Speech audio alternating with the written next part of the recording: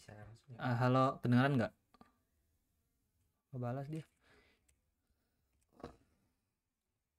Kayak udah bener deh kameranya. Luah? Apa luah? Oh iya, oke. Dua. Kamu ambil. Jangan kau sedot cokar tuh kuro. Enggak anjing, buat apa aku sudah 8 Agustus kan? Eh, expiry No. date-nya apa? Ya kan buat ini babi. Terko save, cok. Ngapain aku Save save? for later anjir. Orang isinya kosong kok. Wih, itu dia ngechat. Oh iya, sorry. Nah, Halo, kita lanjut ya. Kemarin kayaknya sampai lah. ini continue proses. Iya. 36,45. Ingat, Bro. Konversi antar termometer, temperatur. Udah masuk belum? Udah. Jangan save for later ya. Enggak di save anjir. Bro. Enggak, cowok. Kau. Were you born in Australia? No. Kecepatan angin kita kemarin sampai arah angin udah, vektor angin, kelembapan udah, kelembapan relatif. Masih ingat gak tentang kelembapan relatif? Yang kemarin aku sempat analogikan seperti ini. Ada dua kantung. Kantung ini kita anggap parsel udara. Ini kantungnya ukurannya sama. Yang satu tuh 100%, dia penuh. Yang ini Tahunnya kelembapan apa? relatifnya Kensington. 50%. Berarti kalau yang 100%, yang full penuh itu namanya dia ke dalam kondisi jenuh atau saturated.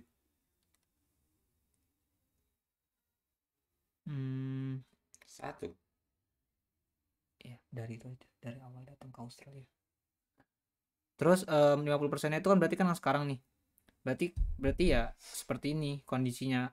Terus jenuh itu ya kayak gini pengertiannya gitu. Ini tentang kelembapan relatif atau relative humidity yang diitukan dalam persen. Kemarin juga aku sempat ngasih, bukan cerita, gimana ya?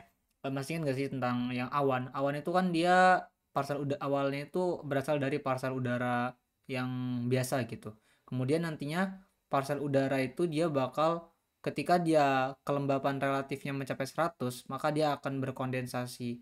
Nah, ketika berkondensasi barulah dia akan menjadi awan. Jadi awan itu adalah, bisa kita bilang, parsel udara yang RH-nya itu 100% gitu. Ya gitu sih.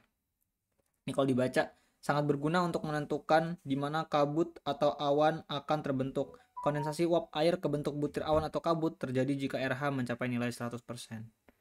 Oke, kemudian ini sebelah kanan kita tekanan uap jenuh ya. Ini tekanan uap jenuh. Lalu tekanan uap jenuhnya itu Ini bikin Indo. Apa Remo? yang sebelumnya ini ya.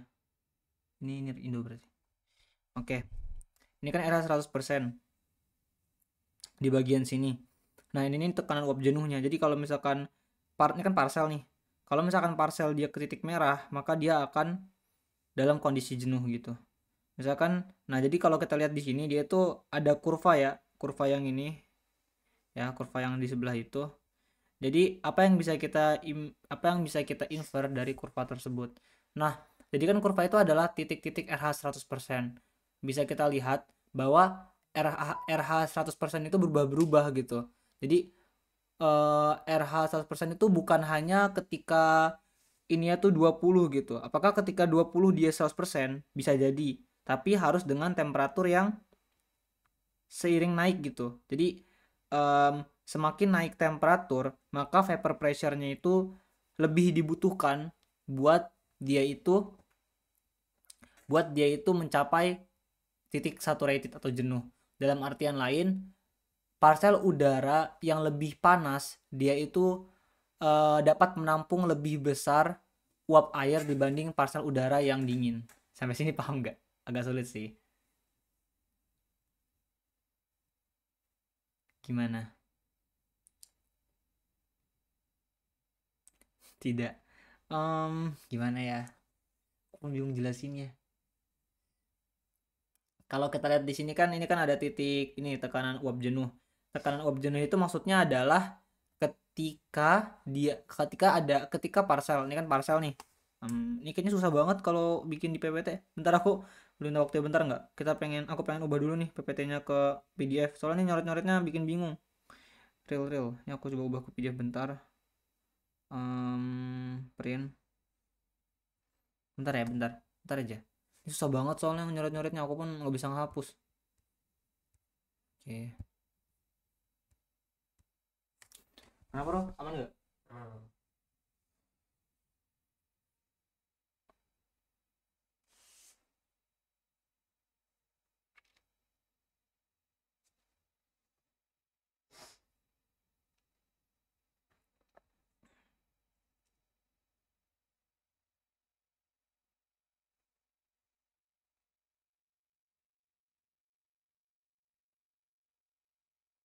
Oke, lebih enak.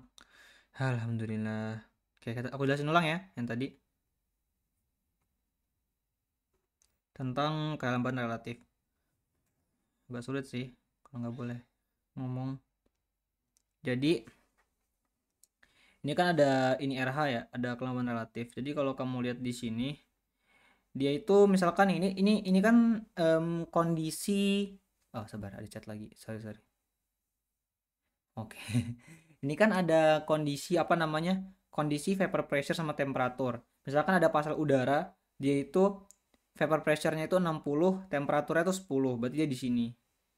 Kemudian ada pasal udara, dia itu vapor pressure-nya 40, dia itu itunya 10, berarti di sini. Terus itu ada pasal udara, vapor pressure-nya misalkan 75. Terus itu temperaturnya 25, berarti kan di sini kan. Oke. Sampai sini paham nggak tentang plotting vapor pressure terhadap temperatur? Lokasi-lokasi mapnya.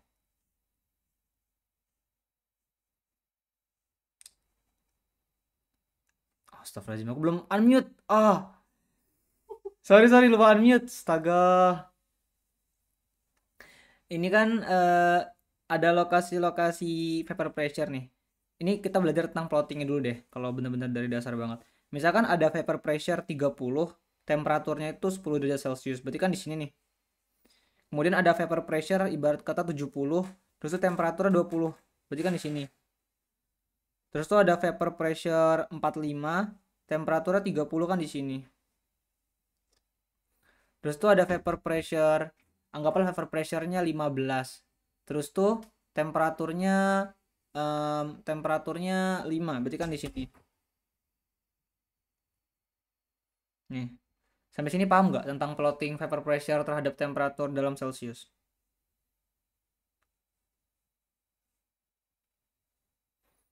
Paham. Oke. Garis yang merah ini itu adalah garis tekanan uap jenuh gitu dalam diagram ini, dalam tepigram ini. Jadi kalau misalkan ada vapor pressure yang aku taruh di sini. Kalau di titik ini kan vapor pressure-nya kan dia kan adalah di sini kan 18. Bener kan? 18. Nah, terus tuh dia pada suhu segini, pada suhu sekitar 21. Berarti dalam temperatur 21 dia itu VP-nya 18. Dan dia ini di sini tuh dia tuh belum jenuh kondisinya. Belum jenuh karena dia belum ada di merah. Kalau pengen jenuh, dia ada dua opsi. Entah dia naik ke sini dalam artian dia itu vapor pressure-nya harus naik, ataupun kalau misalkan vapor pressure-nya nggak bisa naik, dia harus turun temperaturnya ke sini atau ke sini. Itu dua opsi dia untuk menjadi jenuh. Nah, kita juga bisa ngitung vapor pressure, bisa ngitung kelembaban relatif dari parsial yang ada di sini, yang ada di ini, yang ada di merah-merah ini. Caranya gimana? Kan kondisi sekarang kan dia 18 kan, itunya vapor pressure-nya. Kemudian dia ketika jenuh, dia itu vapor pressure-nya 25. Ini kan, yang merah-merah kan ini 25 kan. Berarti dia 18 per 25 dikali 100. Hasilnya adalah 100 bagi 25 sama dengan 4. 18 kali 4, 20 kali 4, 80. 80 kurang berapa namanya? 80 kurang 8 itu adalah 72. Berarti di sini 72%. Anggaplah perhitungan kita cukup berbeda lah, nggak perlu sama-sama banget karena kalkulatornya juga beda. Jadi gitu. Jadi di diagram ini pada kondisi parcel yang ini untuk menjadi jenuh dia itu entah harus menaikkan vapor pressure-nya biar sampai ke titik merah ataupun nurunin temperaturnya sampai ke titik merah juga. Jadi cuma punya dua opsi itu. Misalkan nih ada case lain, dia ada vapor pressure yang di sini. Ada kondisi parcel di sini. Suhunya cukup tinggi. Oke. Dia kan kalau mau jenuh ada dua opsi tuh. Entah dia ke sini turunin itunya temperatur atau dia naikin VP-nya. Sebenarnya kita bisa ngitung tuh pakai dua-duanya, entah pakai cara satu ataupun cara dua. Tapi pada rumus yang kita punya, rumus ini untuk ngitung kelembaban relatif, kita tuh cuman punya dua komponen ini, PV atau PS atau ini doang nih, vapor pressure doang. Jadi kita cuma bisa pakai metode yang dua, nomor dua. Kamu bisa ngitung nggak? Kira-kira kalau parcel ini aku kasihin nama parcel A, dia relatif humidity-nya berapa? Kasih estimasi aja sih. Kira-kira berapa?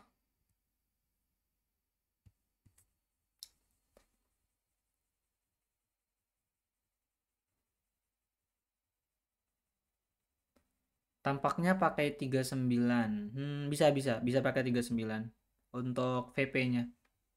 PV maksudnya, PV kok VP sih. Salah.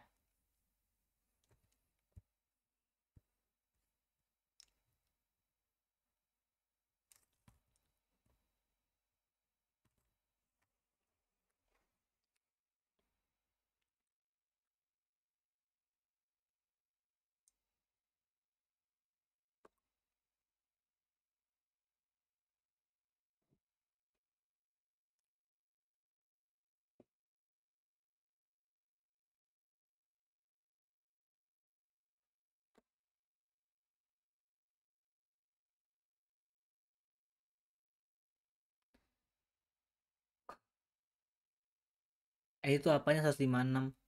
Kok bisa lebih dari 100%? 156 atau 15,6? Harusnya nggak sampai lebih dari 100%. Tekanan soalnya relative humidity itu maksimal 100%, nggak mungkin lebih. Harusnya ya, dalam kondisi alam.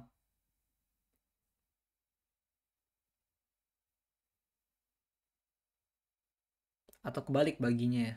Jadi yang atas tuh harusnya yang kecil ya, yang bawah tuh yang besar. 64. Oke, jadi kalau kata Felicia, RH-nya 64. Coba aku hitung ya.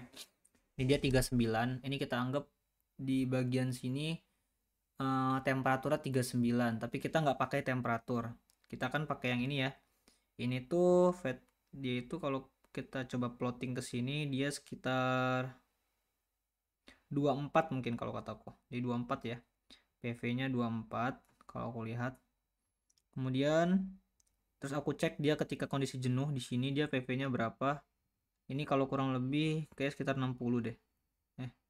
60 ya. Berarti 24 per 60 dikali 100. Hasilnya adalah coret 24 bagi 6 itu kan hasilnya 4 ya. 4 kali 10 40. Waduh, kok beda ya? Kok 60? Kan kita plotting ininya PV-nya. Ini yang ini. Yang garis ini. Kira-kira kan di 60. Cuman pakai vapor pressure doang, nggak pakai temperaturnya. Temperatur soalnya belum, kita nggak pakai rumus yang pakai temperatur. Gitu. Bukan VP bawahnya. Bawahnya maksudnya? Gimana? Gimana?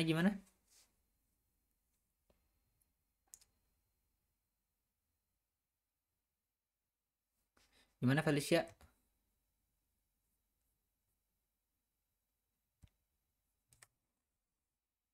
I thought VP yang sesuai. Jadi maksudnya gimana? Kalau menurut kamu awalnya? Yang digarisin. Yang digarisin.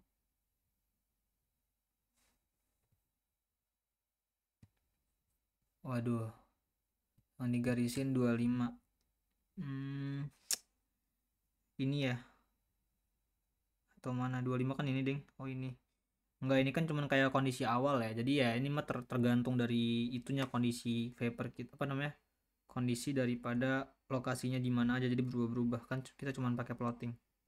Coba deh sekali lagi deh biar bener-bener matang, aku tanya lagi ya. Coba sekarang dia ada water vapor yang dia itu kondisinya di sini dah. Kita buat di sini. Kira-kira berapa relatif humidity-nya?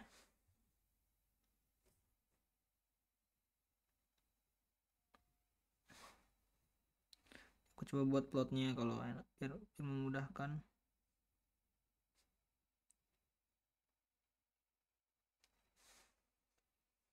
Jelek banget.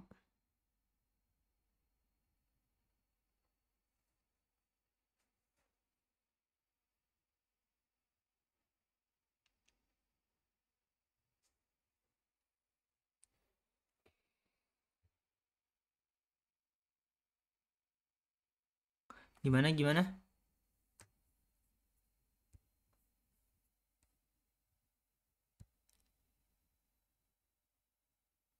24/30. Kok bisa 24? 24-nya dari mana?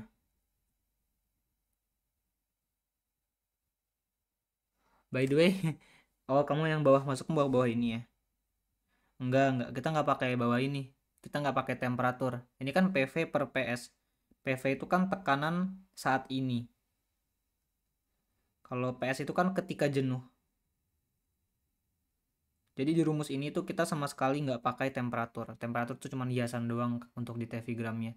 Jadi benar 5. Jadi 5/30 dikali 100. Itu kira-kira 5/30 tuh berapa ya? 5 kali 100 500. 500 bagi 30. 50 bagi 3 sekitar 16. Lebih nggak sih harusnya? Sabar ya. 5 kali 100 dibagi 30. Bener deh 16. sorry. Ya udah bener. Jawabannya gitu. Intinya gitu deh. Jadi dari diagram ini kita bisa menginvers suatu hal. Ini ya. Dari diagram ini nih.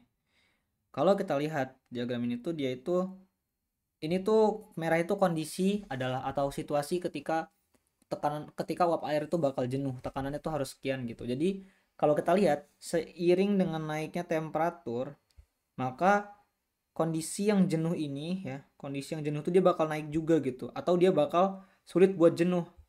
Misalkan nih dia di sini, harusnya kan kalau kalau misalkan temperaturnya cuma 10, dia cuma butuh sekitar 9, cuman butuh sekitar 10, cuma butuh sekitar 10 HPA buat dia itu jenuh.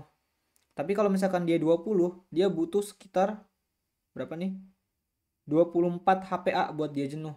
Yang artinya semakin tinggi temperatur, maka dia itu bakal lebih butuh vapor pressure buat dia itu berubah ke dalam kondisi jenuh. Dalam kata lain, gini deh, vapor pressure itu bisa kita ibaratkan sebagai ruang juga. Ini kan ini kan kayak gini nih. Kira-kira kalau antara dua ruang ini ada ruang yang besar, ini ada dua ruang yang kecil. Dalam ruangan ini, pasti kan yang lebih kiri itu kan lebih banyak tuh nampungnya, karena lebih besar volumenya. Nah, itu tuh pula berpengaruh kepada pressure-nya, karena semakin besar volumenya, maka dia itu lebih banyak beban untuk ngepres dalam sisi parcel gitu, dibandingkan yang ini. Jadi bisa kita infer bahwa semakin tinggi vapor pressure, maka dia itu semakin tinggi vapor pressure, maka dia itu akan membutuhkan pula semakin besar gitu kantung parcel udaranya.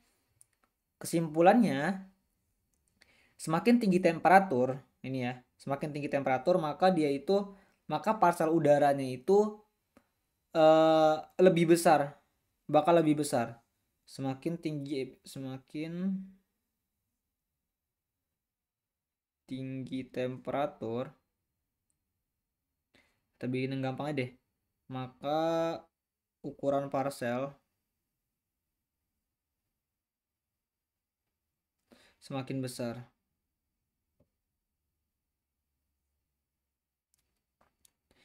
Dalam kata lain, kalau misalkan parcelnya semakin besar, maka kan dia butuh lebih banyak kan HPA buat penuh gitu, buat 100%. Nih. Misalkan antara dua ini. Ini dia butuh sekitar, anggaplah butuh 20, dia cuma butuh sekitar 8. Jadi kan dia lebih banyak gitu.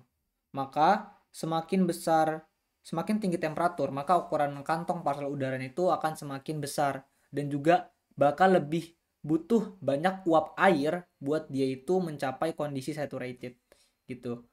Kondisi saturated itu apa? Kondisi saturated itu adalah kondisi ketika parsel udaranya itu penuh atau relative humidity-nya mencapai 100%. Sampai sini masih bingung nggak? Kalau bingung di bagian mana kira-kira?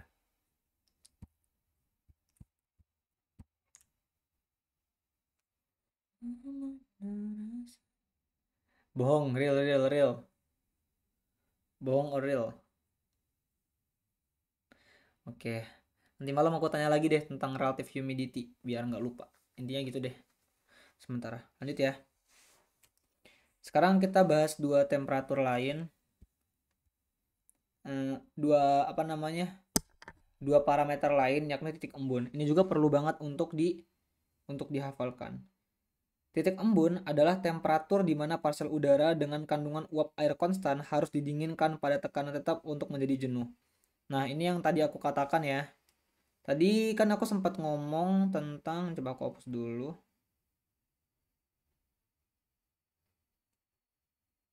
Bentar.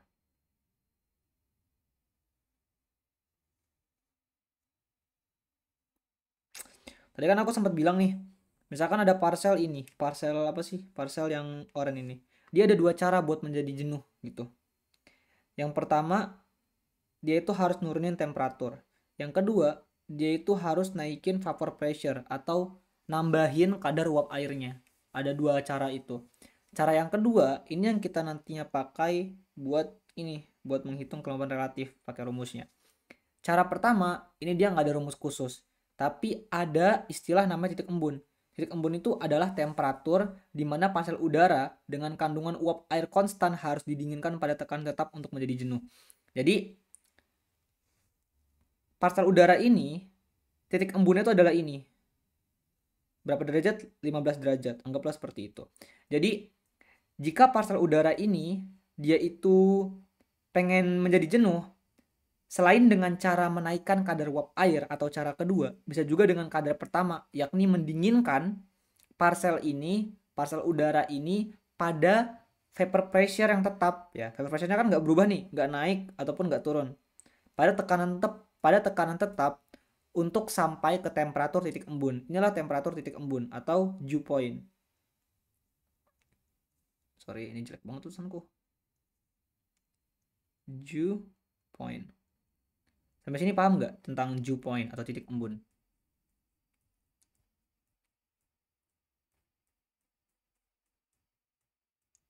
No, nggak pahamnya di bagian mana?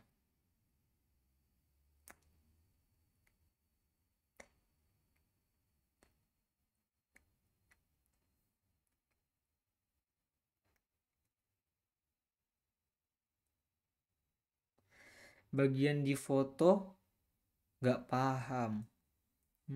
Gimana ya? Ini dia aku buat lagi. Sekali lagi ya. Insya Allah yang kedua paham. Oh, memandang rasa gak pakai lama. Ini kan ada parsel udara ini ya. Ini jelas, cukup jelas. Parsel udara ini, enaknya kalau kamu bisa ngomong sih. Jadi aku lebih paham. Kalau kamu bisa ngobrol, jadi aku lebih paham gitu loh. Kamu nggak paham di mana ini. Kalau gini aku agak bingung buat menjelaskan bagian mana. Oke, aku coba lagi ya.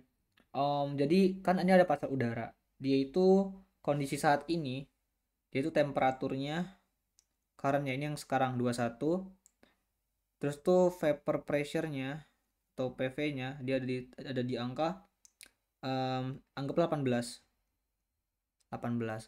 Untuk menjadi jenuh, nah kita tuh untuk parsel udara ini tuh kita udah punya proyeksi parsel udara ini ketika jenuh. Ini proyeksi pertama, kan jenuh itu kan di titik merah ya. Ini proyeksi kedua. Cara pertama itu adalah dengan menurunkan temperatur. Ini kan di sini nih. Pada tekanan tetap buat sampai ke sini. Temperaturnya harus diturunin. Set ke sini. Cara kedua, dengan dalam temperatur yang tetap, kita tuh harus menaikkan ini vapor pressure-nya. Ini cara kedua. Gitu. Terus ada dua cara. Oke. Sabar-sabar, aku lupa juga. Ada dua cara, oke. Cara pertama itu dengan nurunin temperatur, cara kedua itu dengan naikin VP. Jadi cara pertama itu temperaturnya turun, VP-nya tetap. Cara kedua itu temperatur tetap, VP-nya naik atau turun. Nah, cara kedua inilah yang nantinya itu yang nantinya itu kita pakai. Yang tadi kita pakai deh. Yang tadi itu kita pakai buat ngitung relative humidity. Gitu. Nah, cara pertama ini itu kan harus menurunkan temperatur parsel udara biar dia itu sampai ke titik ini kan dengan kondisi tekanan yang tetap atau kondisi horizontal yang tetap. Nah, temperatur keadaan di sini ketika dia nanti bakal jenuh itu kan adalah proyeksi. Ini bukan keadaan saat ini. Keadaan saat ini yang benar tuh ini. Tapi ini adalah keadaan proyeksi bila temperatur diturunkan gitu, diturunkan sampai mencapai titik tertentu. Titik tertentunya atau titik di mana parcel itu akan jenuh atau akan saturated, titik ini T itu dinamai sebagai dew point atau titik embun. Titik embun. Contoh lainnya, ada parcel di sini. Ini parcel.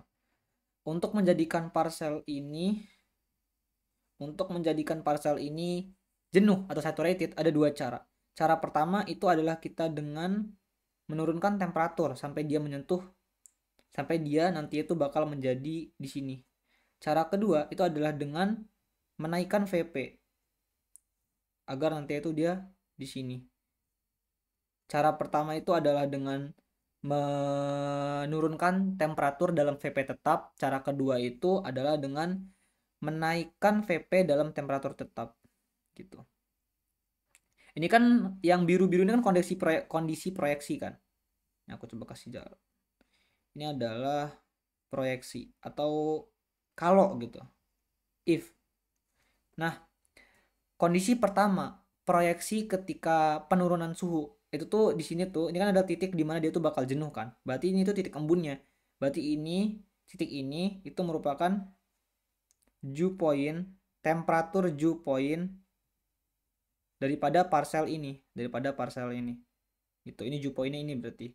Dew point-nya berarti berapa? Jadi kalau misalkan parcel ini dia itu temperaturnya, kalau parcel ini dia itu temperaturnya sekarang adalah 25. Berarti kalau dia pengen jenuh, dia harus menurunkan suhunya sampai dia itu temperaturnya berapa? Sekitar 30 gitu. Jadi kalau misalkan ini bukan 25 ya. Memandang. Ini adalah 35. Jadi harus menurunkan temperaturnya sejauh 5 derajat buat dia itu menjadi jenuh gitu. Jadi itulah dew point. Kalau kita baca pengertiannya adalah temperatur di mana parcel udara dengan kandungan uap air konstan harus didinginkan pada tekanan tetap untuk menjadi jenuh. Sampai sini ada belum paham nggak? Maksudnya belum paham di bagian mana kalaupun ada gitu.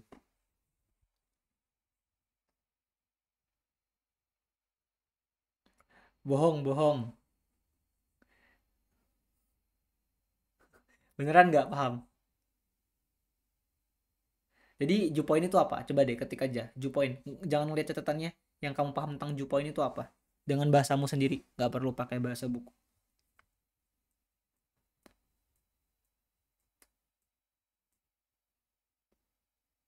Masa itu doang? Titik sudah jenuh. Bukan titik sudah jenuh sih, titik ketika jenuh. Jadi dew point itu apa? Pressure, temperatur, atau apa? Dalam apa biasanya? Atau tekanan, temperatur, atau kandungan uap air? Temperatur turunin. Oke. Jadi dew point itu adalah temperatur yang butuh diturunin berapa ketika dia jenuh. Misalkan ada pasar udara, dia itu sekarang pasar udara di sini tuh 30. Nah, kalau misalkan mau jenuh, kok 30% sih astaga. Misalkan 30 derajat pasar udaranya. Kalau misalkan dia mau jenuh, dia misalkan pasar udara ini tuh dia tuh punya dew point 10. Maksudnya apa? Maksudnya kalau misalkan pasar ini tuh pengen jenuh, dia tuh harus diturunin suhunya sampai 10 derajat. Ini namanya dew point-nya. Nah, jadi harus diturunin sampai 10 derajat kalau dia mau jenuh. Dan ini kalau pengertian simpelnya. Alasannya itu gimana? Alasannya tuh gini. Kenapanya tuh di sini dari diagram T-gram ini. Kira-kira gitu deh. Kita lanjut deh. Nah, selanjutnya ini kayak pengertian-pengertian biasa sih. Ini depresi titik embun adalah perbedaan temperatur parsial udara dengan temperatur titik embunnya. Nah, kalau dari pengertian ini doang kamu paham nggak tentang depresi titik embun? Dari baca pengertiannya doang, depresi titik embun paham nggak? Oke, katanya paham. Siap, aku tes ya. Berarti kalau di case ini kan dia kondisinya kan sekarang 35 di parsial udara, kita anggap ini parsial udara N. Dia itu kan 35 current temperatur, terus temperatur titik embunnya 30. Berarti dia depresi titik embunnya berapa? Oke, nice, udah paham berarti. Lanjut ya. Sekarang ada namanya mixing ratio.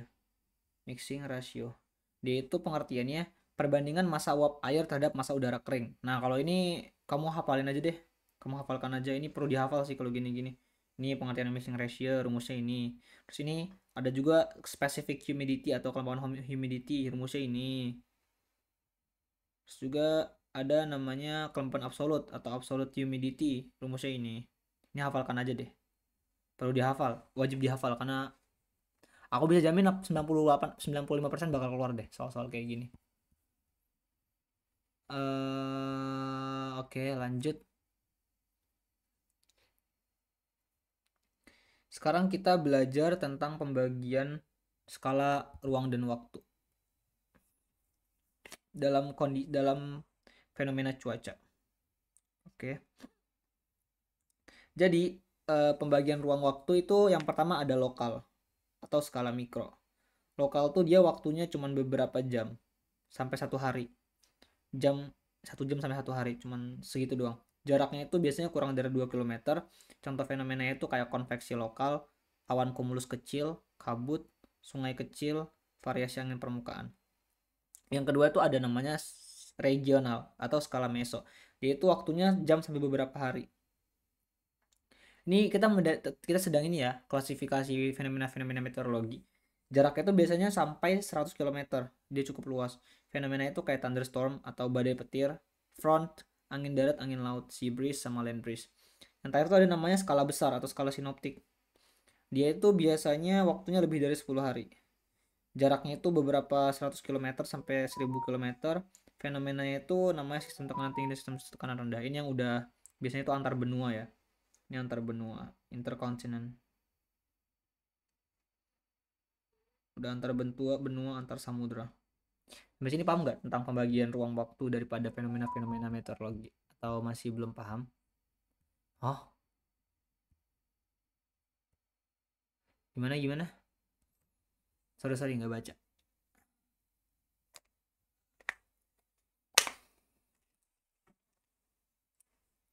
Gak pakai lama.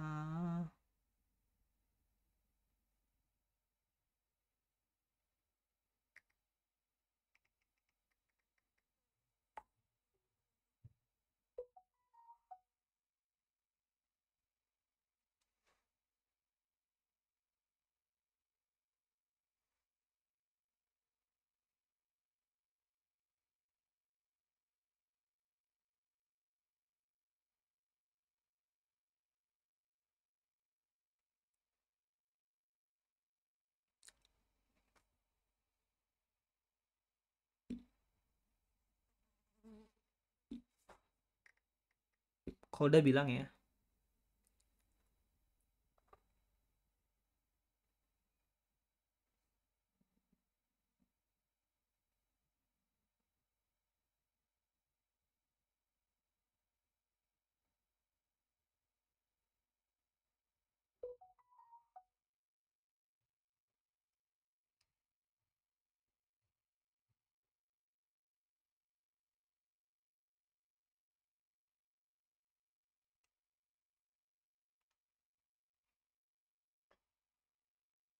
Oke. Oh tadi kamu sempat masih perhatiin nggak ya ketika aku jelasin tentang pembagian ruang waktu, atau sama sekali nggak perhatiin? Kalau nggak kita bisa jelasin ulang dari awal. Tidak. Oke, kita jelasin ulang deh.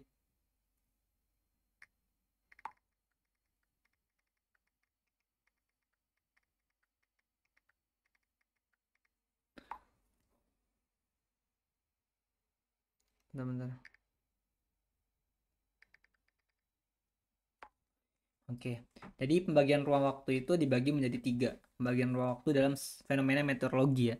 Ada skala mikro, lokal, skala regional, meso, terus ada skala besar atau skala sinoptik. Nah, kalau misalkan yang lokal atau skala mikro, dia itu waktunya cuma beberapa jam sampai 1 hari. Jaraknya juga kurang dari 2 km. Contohnya itu fenomena kayak konveksi lokal, kumulus kecil, kabut, sungai kecil, terus variasi angin permukaan. Konveksi lokal kita belum belajar, tapi nanti kita bakal belajar insya Allah. Terus tuh ada namanya skala mesoregional, waktunya itu biasanya jam sampai beberapa hari. Jaraknya itu beberapa kilometer sampai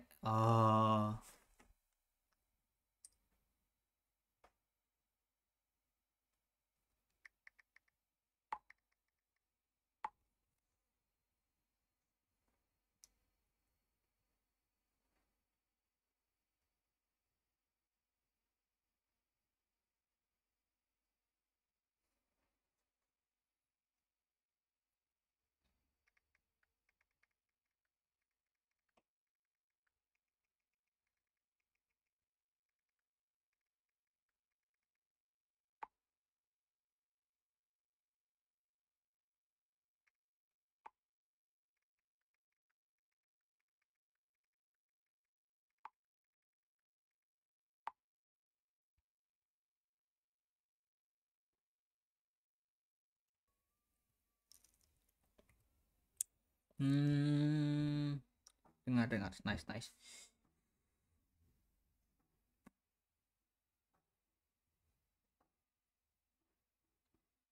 Sekarang kita lanjutkan materi yang tadi. Ini udah paham kan ya? Udah paham kan ya pembagian ruang waktu, berarti bisa kita skip. Gravitasi dan hukum Kepler. Oke. Gerak sirkular uniform di permukaan bumi. Newton's hukum 2 Newton, Newton's second law, F sama ma. Terus tuh ada juga uniform circular motion. Terus circular motion itu jadinya ini ya, F net sama dengan M kali V2 per R. Terus nih ada juga the weight is the physical force, F net sama dengan W mg. Terus bisa diturunin lagi jadi ini VGR. Terus tuh radius of earth atau jari-jari bumi itu segini ya, 6,38 kali 10 pangkat 6. Lalu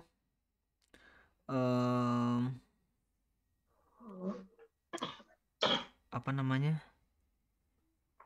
VGR. Wah, ini aku nggak paham yang bawahnya, kita skip aja deh. Oke, kenapa? Astaga, lupa. Sorry. Oh my god.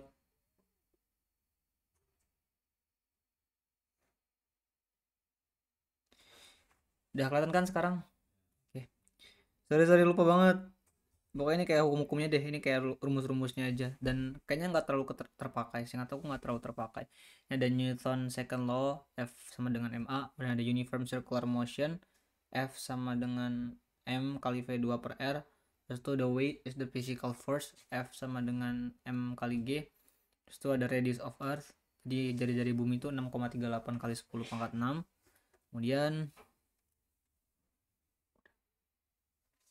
Kemudian ini ada suatu fakta ya. Tanpa hambatan udara, setiap objek yang bergerak dengan kecepatan 7,91 km per second paralel terhadap permukaan bumi tidak akan pernah jatuh ke tanah. Berat mg akan memberikan percepatan cukup ag untuk tetap berada pada lingkaran dengan radius re. Lalu bagaimana dengan bulan? Ini tuh sebenarnya ngebahas tentang gaya sentripetal kalau nggak salah. Jadi sabar, sentripetal apa sentrifugal? Sentrifugal kan yang keluar, berarti sentripetal itu yang ke dalam. Nah, ini ngebahas tentang gaya sentrifugal. Jadi kalau misalkan suatu benda langit dia itu berada pada batas sentripetal dan juga sentrifugal, maka dia itu bisa tetap maintain di orbit gitu. Contohnya kayak ini nih, kayak bulan, dan juga kayak ada barang-barang yang di sini. Walaupun ada gravity dan juga ada faktor gaya yang membuat dia nanti itu bakal keluar dari orbit, tapi karena dua faktor ini dia bisa tetap maintain di orbitnya. Tapi itu nggak terlalu penting deh, ini pun kayak nggak perlu banget kita bahas, kita belum bahas, soalnya kita belum bahas apa namanya astronomi. Ini skip dulu, ini juga skip skip Itu skip skip ini juga skip, ini astronomi semua deh. beli sambal yang bikin kau mencret kemarin. Ya aja lah. Oke, sekarang ini yang penting nih tentang meteorologi, yakni komposisi dan struktur atmosfer. Jadi, atmosfer bumi adalah lapisan tipis yang melingkupi atau menyelubungi permukaan bumi. Gambaran kanan memperlihatkan atmosfer dilihat dari pesawat ulang-alik atau space shuttle. Ini apa namanya? Gambaran atmosfer bumi ketika dilihat dari space shuttle. Kemudian 99% kandungan atmosfer berada pada 30 km lapisan terbawah atmosfer itu sendiri. Jadi 99% kandungan atmosfer itu dia pada 30 km lapisan terbawah. Misalkan atmosfer itu dia banyak lapisannya ya, anggaplah gini. Dan ketebalannya itu 1000 km, anggaplah 1000 km. Memang 1000 km sih totalnya. Tapi 99% atau komposisi atmosfer atau kandungan kandungan gas terbanyak itu cuman berada di bawah sini doang. Berada di 30 km terbawah, di bagian ini doang yang paling banyak, yang abundant. Sisanya kayak dikit gitu. Kemudian jika radius bumi adalah 6400 km, jika jari-jari bumi segini, maka ketebalan atmosfer adalah 30 km dibagi 6400 km atau sama dengan 0,5% dari radius bumi. Oke. Jadi kalau misalkan radius bumi dari sini ke sini itu adalah 6400 km, maka ketebalan atmosfer yang benar-benar banyak kandungannya 30 km ini itu cuman segini nih. Atau sekitar 30 km atau cuman sekitar 0,5% dari radius bumi. Jadi tipis banget tentang atmosfer yang paling banyak kandungannya itu. Kemudian ya komposisinya.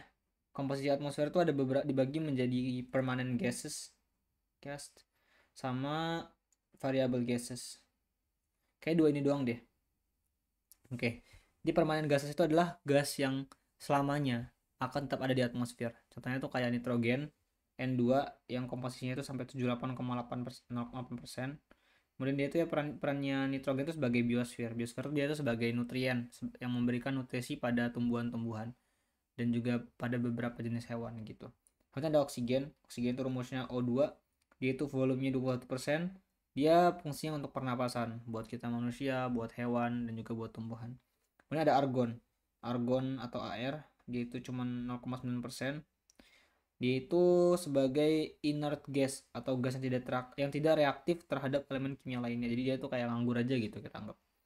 Kemudian variable gases. Variable gases itu disebut juga kayaknya sebagai gas rumah kaca deh. Atau beda ya? Kita anggap aja variable gases dulu. Jadi variable gases itu yang pertama ada uap air. Dia itu H2O. Hidrogen, 2 hidrogen oksigen. Dia itu volumenya itu cuma 0,4. Volumenya tuh variatif ya. Kalau misalkan uap air itu kadang bisa 0, kadang bisa 4% dari total atmosfer gitu. Perannya itu di atmosfer sebagai pencipta cuaca, transfer panas, juga sebagai gas rumah kaca atau greenhouse gas. Karbon dioksida dia tuh ada kenaikan. Ini yang saat ini tuh ada kenaikan di atmosfer komposisinya. Dia rumusnya CO2, komposisinya itu cuma 0,038. Dia juga perannya sebagai GRK atau gas rumah kaca, dan dia juga sebagai biosfer. Kenapa sebagai biosfer? Karena tumbuhan itu ketika malam hari itu bernapasnya menggunakan karbon dioksida gitu. Jadi dia menghirup karbon dioksida untuk proses fotosintesis. Kemudian ada metana. Metana itu currently ada kenaikan juga ya komposisinya di atmosfer karena banyaknya industri-industri peternakan dan juga pertanian yang menghasilkan banyak metana. Termasuk itu CH4 yaitu komposisinya cuma 0,00017, ya juga berperan sebagai gas rumah kaca dan dia ini sebenarnya lebih efektif dari CO2.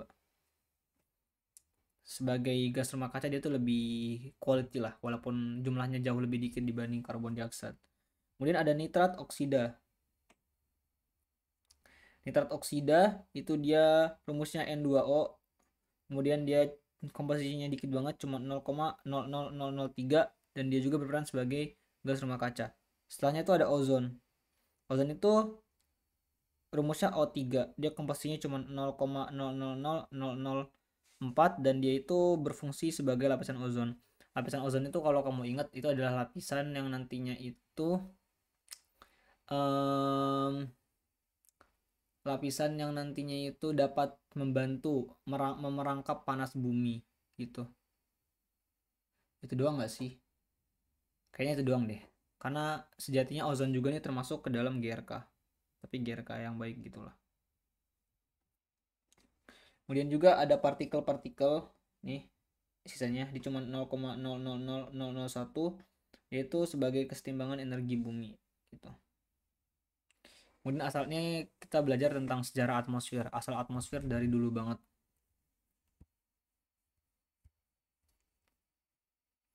Kandungan lainnya maksudnya gimana?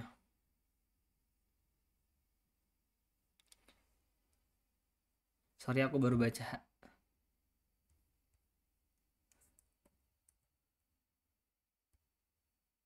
Ya, kandungan lainnya itu kan cuma 30 kilometer. Bukan kandungan lainnya sih. Jadi kan kalau misalkan atmosfer itu dia kayak gini, ini kan bumi. Atmosfer itu tebal sebenarnya. Sampai sini nih ini atmosfer semua 1000 kilometer. Dia itu banyak gitu. Dan komposisinya itu macam-macam kayak tadi. Tapi ini ada 30% paling cuma 30 kilometer. Nah, kan ada komposisinya ada banyak gitu. Ada banyak nih, ada yang ini nih tuh, ada gas permanen sama gas apa. Tapi di antara semua gas itu tuh konsentrasinya itu 95% ya kalau nggak salah tadi. 99% daripada komposisi tadi tuh dia terkonsentrasi di sini. Jadi ini yang kayak itu banyak yang banyaknya di sini doang. Atasnya itu kayak ada juga komposisi kayak tadi cuma tapi cuman dikit gitu loh, barely. Kayak dikit lah, nggak seintens di 30 kilometer terbawah. Tuh, itulah juga mengapa fenomena cuaca itu sering terjadinya di atmosfer bawah bukan di atmosfer yang bagian atas. Tuh. Ada pertanyaan lain nggak tentang atmosfer dan 30 kilometernya atau masih bingung?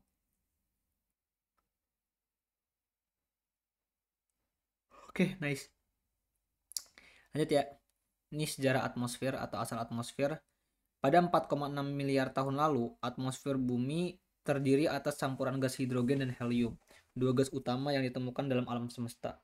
Melalui proses pelepasan gas dan perembesan gas dari dalam bumi, banyak gas lain disuntikan ke dalam atmosfer seperti uap air yang nanti itu bakal menghasilkan hujan, sungai dan laut, juga plus meteor, es meteor. Kemudian ada karbon dioksida, kemudian ada nitrogen. Setelah proses di atas berlangsung selama jutaan tahun, atmosfer berevolusi menjadi seperti keadaan sekarang ini.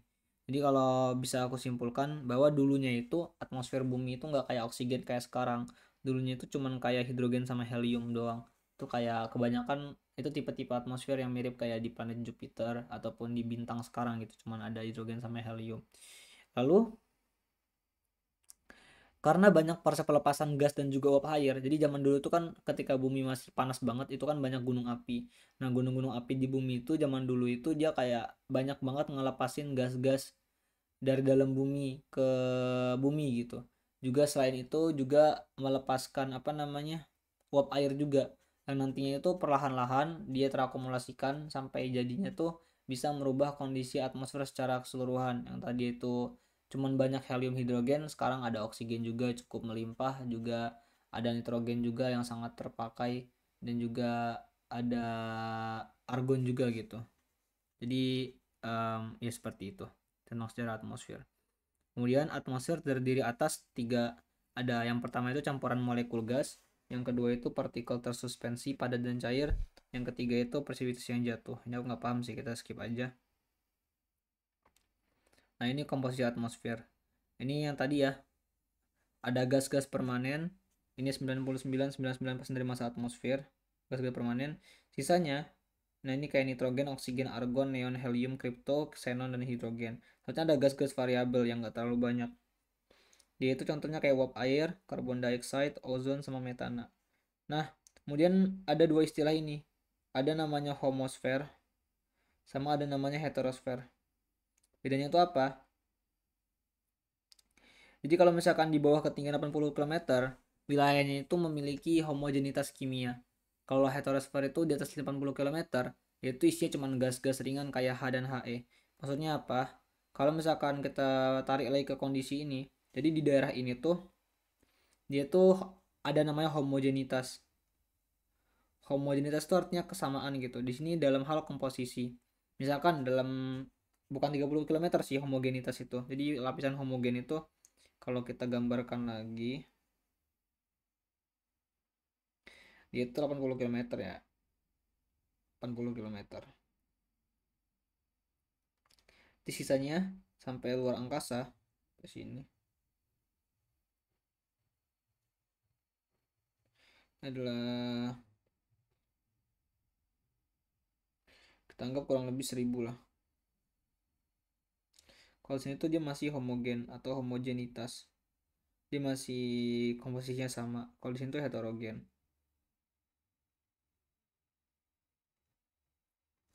Maksudnya itu apa? Jadi ini tuh adalah pembagian atmosfer didasarkan dari komposisinya. Ada homogen sama heterogen. Jadi kalau di homogen itu misalkan ini kan beda-beda nih. Misalkan nih di sini tuh Indonesia, Indo. Di sini tuh USA lah. Jadi kalau misalkan di daerah homogen, dimanapun kamu ngambil sampel atmosfer, misalkan di sini, terus kamu ambil juga di sini. Kalau sampel itu duanya kamu compare, dia itu komposisi sama urutannya itu sama gitu. Kayak misalkan oksigen sekian, nitrogen sekian, itu sekian, ini sekian, ini sekian. Dia benar-benar mirip gitu. Mirip persis. Sedangkan kalau di heterogen, dia setiap daerah tuh beda.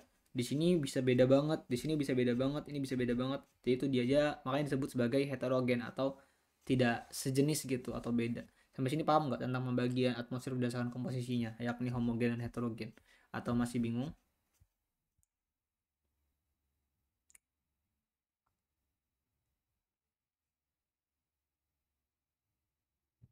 Oke, lanjut ya. Ini ada diagram pi atmosfer tanpa uap air atau udara kering. Jadi ini diagram pi-nya ya tentang komposisi atmosfer. Tapi yang bagian udara kering. Jadi ada udara kering sama udara gas rumah kaca. Kalau udara kering itu dia yang kayak oksigen, Ne, N2, terus tuh kayak argon dan lain-lain. Ini udara kering. Ini adalah kondisi adalah persentasenya seperti ini. Lanjut sekarang ke komposisi atmosfer. Ini kok nggak ada jenis-jenis atmosfer ya? Aku udah nyari padahal jenis atmosfer. Belum ada ini. Di mana ya? Nah, ini ntar yang kita pelajari yang penting. Pelajaran yang ini dulu. Komposisi atmosfer. Itu ada uap air, dia itu sekitar 0,25% dari total massa atmosfer. Kemudian uap air ini juga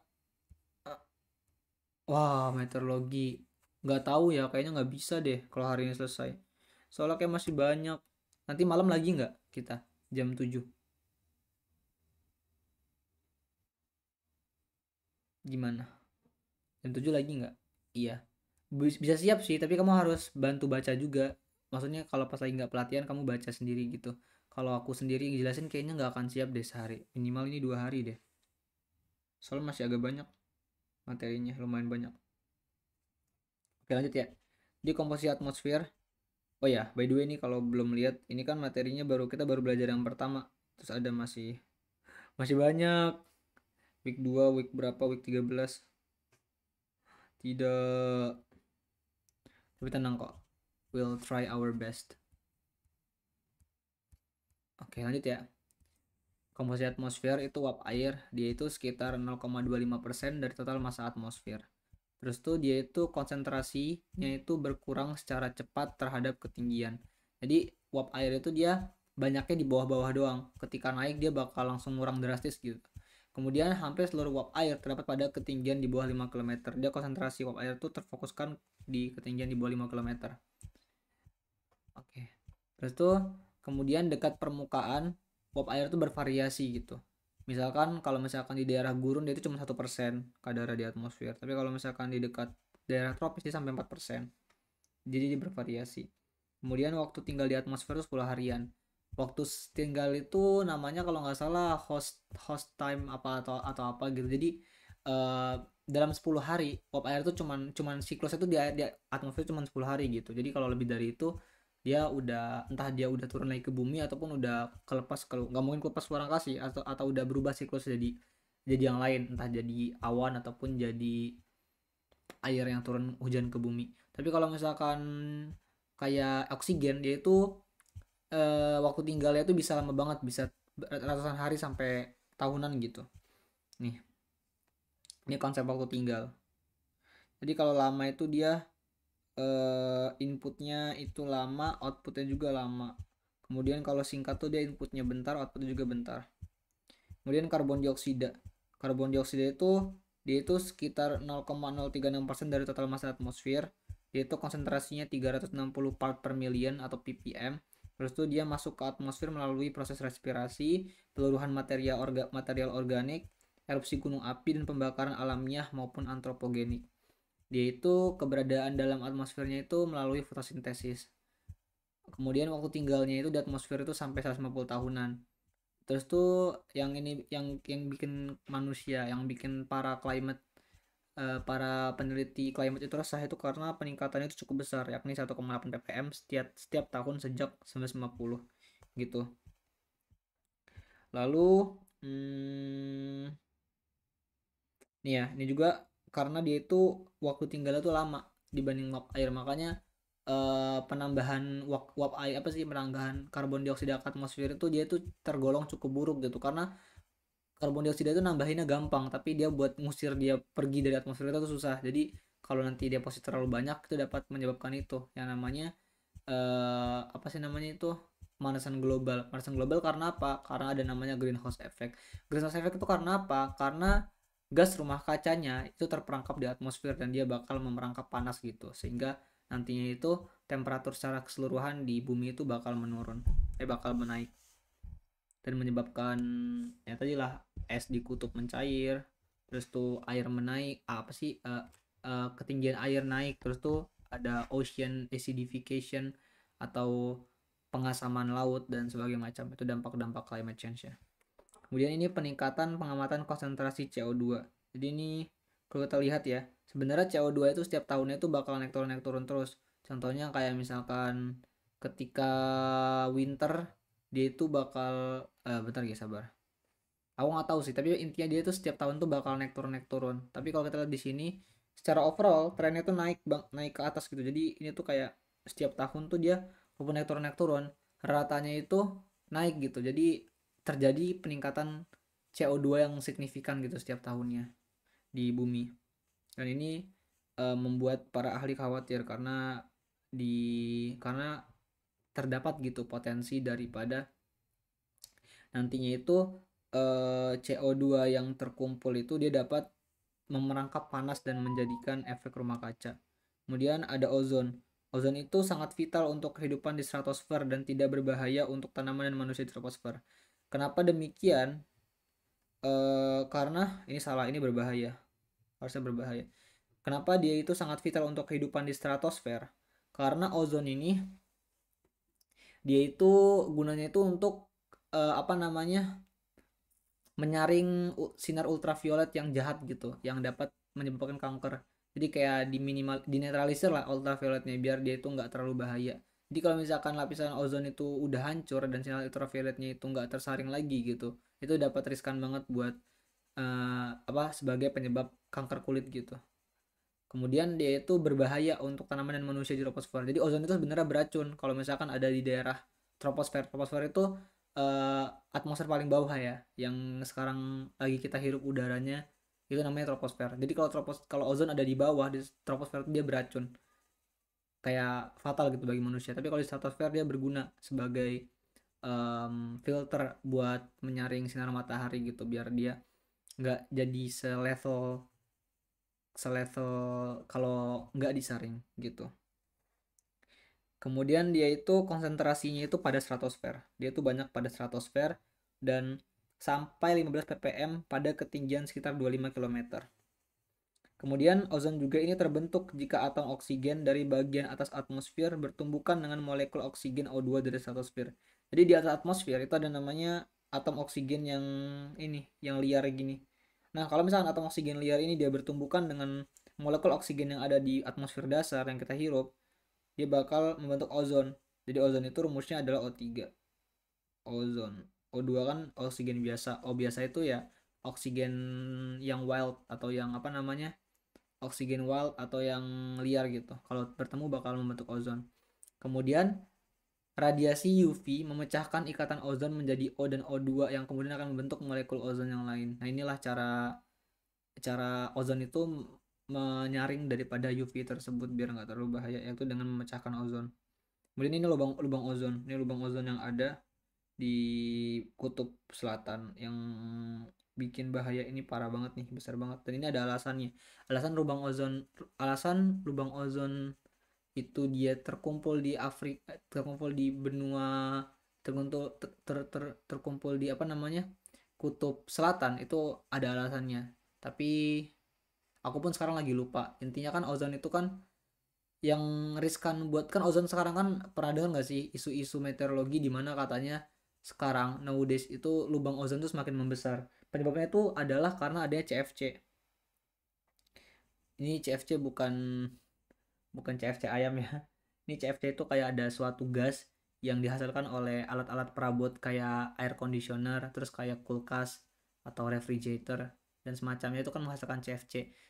CFC itu kalau nantinya dia terlepas ke atmosfer dan bertemu ozon di stratosfer, dia bakal bereaksi gitu ya. Nanti itu bakal melepas, bakal merusak apa sih, ikatan ozon tersebut bakal dipecah gitu menjadi ikatan lain yang nantinya itu bakal membuat konsentrasi ozon berkurang. Jadi CFC atau dari produk-produk kayak refrigerator dan juga conditioner itu berbahaya buat ozon. Nah, ini kondisinya ya, dia lubangnya terkumpulkan doang di kutub selatan, tapi untuk alasannya sendiri aku masih lupa deh. Kemudian selanjutnya ada metana. Metana itu konsentrasinya itu meningkat 0,01 ppm setiap tahun dalam beberapa dekade terakhir. Terus kondisi saat ini itu 1,7 ppm daripada metana ini. Dia itu sumbernya itu dari perut sapi, tambang batu bara, sumur minyak, pipa gas, dan sawah.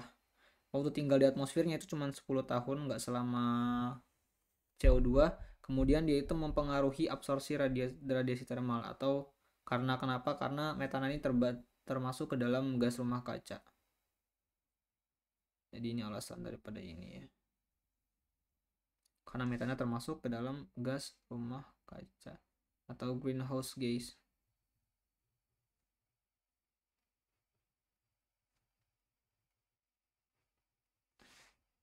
Lanjut. Ini ada grafik pengamatan metana ya dari tahun ke tahun. Sekarang disinyalir metana ini dia signifikan. Dia signifikan increasing along the time, karena semakin lama itu semakin banyak peternakan-peternakan dan juga perkebunan, karena sapi itu dia itu menghasilkan metana dari apa, dari E-nya. Sapi itu dia melepaskan metana ke atmosfer gitu. Jadi semakin banyak kayak peternakan-peternakan itu bakal meningkatkan konsentrasi metana yang ada di atmosfer macam itu. Lalu komposisi atmosfer itu juga ada aerosol. Aerosol ini dia itu merujuk kepada yang tadi kita bahas sebagai ini, partikel. Di partikel ini adalah aerosol. Aku lupa. Aerosol ya. Nah, aerosol itu adalah benda padat kecil yang tersuspensi.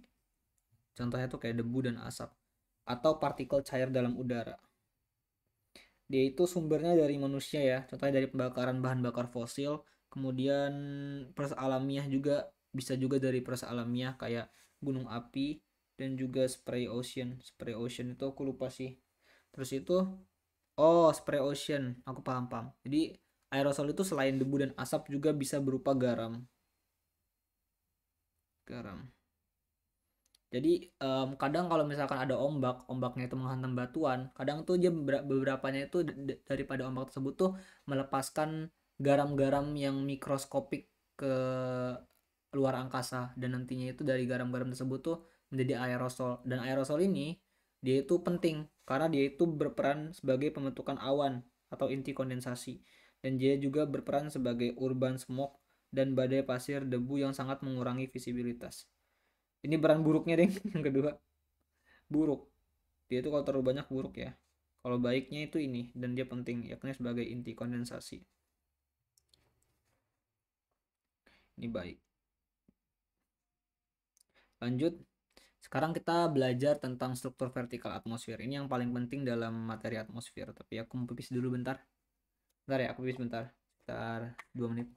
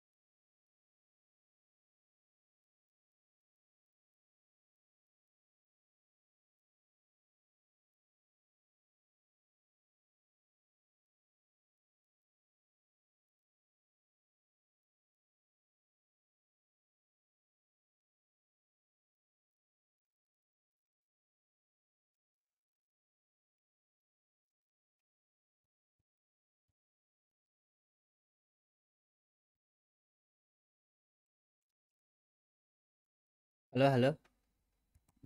Halo, halo. 1 2 3 tes. Maaf, maaf agak lama. Ini kita lanjut ya. Jadi ini struktur vertikal atmosfer. Struktur vertikal atmosfer itu dibagi berdasarkan profil temperature. Yaitu ada troposfer, stratosfer, mesosfer, metromosfer. Kemudian ini kalau berdasarkan profil temperature. Kalau misalkan berdasarkan properties elektrik ionosfer, dia itu dibagi menjadi apa ya? Sabar ke. Oh, kalau berdasarkan properties elektrik, dia itu ada namanya ionosfer dan dia itu terdiri dari 3 lapisan, yakni D, E, dan F. Dan lapisan D-nya itu hanya ada pada siang hari dan menyerap gelombang radio AM. Dan pada ionosfer inilah nantinya itu ada aurora borealis dan juga aurora australis. Nah, kita bahas yang ini aja dulu, yang profil temperature. Jadi, kalau yang profil temperature gini ya gambarannya. Lapisannya. Jadi dia, nah inilah kenapa disebut profil temperature, karena dia temperaturnya berubah-ubah dari atas ke bawah. Tapi nanti kita bakal bahas ini nanti, kita bahas teksnya dulu. Ini ya, ini kalau ini yang tadi ionosfer. Kalau ini yang paling bawah tuh namanya stratosfer. Dia itu bagian terbawah atmosfer. Tebalnya itu cuman kurang lebih 8 km doang di kutub. Dan juga tapi kalau di ekuator dia sampai 16 km atau lebih tebal. Dan ketebalannya itu bervariasi terhadap ruang dan waktu. Jadi setiap daerah itu bisa jadi ketebalan troposfer atau lapisan paling bawah ini beda-beda. Kemudian D ini pula merupakan lapisan di mana fenomena cuaca itu terjadi. Dan sebagian besar uap air atmosfer terkonsentrasi pada lapisan bawah troposfer. Nah, di troposfer ini temperaturnya itu menurun dengan ketinggian. Jadi kalau di lapisan troposfer, semakin kita naik ke atas, semakin rendah temperaturnya. Jadi lapisan troposfer ini yang sekarang kita tinggali itu lapisan troposfer ya, paling bawah. Dimana lapisan dimana fenomena cuaca itu terjadi dan dia itu temperaturnya itu menurun dengan ketinggian. Jadi senaiknya kita itu bakal lebih rendah temperaturnya kayak gitu, kayak apa namanya, kayak kita naik gunung kan semakin dingin, nah kayak gitu. Itulah karena kita berada di lapisan troposfer. Kemudian dia itu bagian atasnya itu dibatasi oleh lapisan inversi atau lapisan isotermal yang disebut lapisan tropopause. Jadi perbatasan antara lapisan troposfer dengan lapisan di atasnya atau stratosfer itu namanya tropopause. Kemudian tropopause ini berfungsi sebagai langit-langit elit yang mencegah pertukaran udara antara troposfer dan stratosfer. Lanjut, ini lapisan batasnya. Kayak cuman dikit deh. Oding. Lapisan batasnya yakni lapisan batas dia merupakan sublapisan troposfer atau jadi kalau troposfer itu kan gini kan. Kita anggap lapisan troposfer tuh gini. Ini troposfer. Nah, troposfer tuh kayak dibagi lagi gitu. Yang bagian atasnya ini itu namanya ada namanya lapisan batas. Lapisan batas itu merupakan sublapisan troposfer. Dia itu bersentuhan langsung dengan permukaan. Oh sorry, jadi lapisan batas itu bukan yang ini deh, salah. Dia itu lebih yang bawah ini. Lapisan bawah tuh yang bawah ini, bukan yang atasnya. Dia yang bersentuhan langsung dengan permukaan. Kemudian lapisan ini tuh dia juga dipengaruhi secara langsung oleh gaya gesek permukaan. Kemudian didominasi oleh turbulensi dan proses pertukaran panas, kelembapan dan momentum dengan permukaan. Sifat fisiknya itu mengalami variasi harian yang besar, kemudian variasi ketebalan itu dari beberapa 10 meter pada kondisi sangat stabil sampai 2 km di atas lautan tropis. Kemudian temperaturnya itu berkurang dengan ketinggian. Lalu bagian atas itu dibatasi oleh inversi temperatur yang membatasi percampuran dengan troposfer bebas di atasnya. Lapisan batas yang terdefinisikan dengan baik tidak selalu ada. Oke, nanti kita bakal bahas ini deh, lapisan batas. Kita akan jelaskan secara lebih rinci yang bagian ininya. Oke, profil humiditas lapisan troposfer. Ini mungkin agak bingungin ya. Ini ada chat apaan? Nah, ntar mungkin kita harus bahas ini dulu deh tentang ininya. Ini ada banyak lapisan ya. Ini mesosfer, troposfer. Jadi ini tapi nanti deh habis sesi setelah ini aja kita bahas ini lebih jelas. Alright, ini kayaknya bakal keluar deh bentar lagi. By the way, abis ini mau lanjut lagi nggak? abis sesi ini. Lanjut ngebahas tentang atmosfer, struktur vertikalnya. Atau gimana? Atau udahan atau mau lanjut lagi? Tidak. Oh, jadi lanjut ntar di rumah aja atau bagaimana? Oke, aku suggest kamu buat itu ya. Tolong baca tentang top tentang ini, tentang atmosfer sama atau enggak kalau nggak baca dari yang aku kirim, boleh baca dari buku hijau biar lebih jelas juga. Jadi biar